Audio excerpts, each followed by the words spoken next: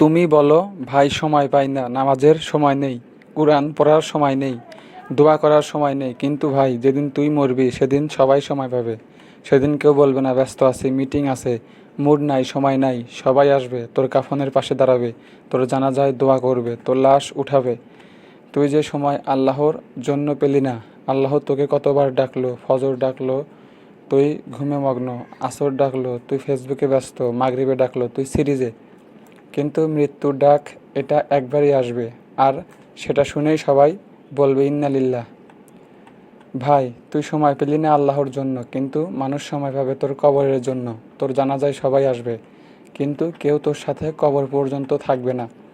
তুই যা করিস এখন, এটাই তোর কবরের সঙ্গী। তোর নামাজ, তোর কুরআন, তোর আল্লাহর ভয়ে কাদা চোখ। তুই যদি আজ তওবা করিস, তোর ভবিষ্যৎ বদলে যাবে। তোর কবর আলোর হবে ইনশাল্লাহ। ভাই, সময় আসলেই নেই, এই সময়টাই তো সবচেয়ে দামি।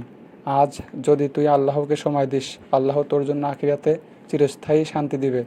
তুই কি মৃত্যুর আগে একটু সময় দিতে পারিস না তোর রবের জন্য?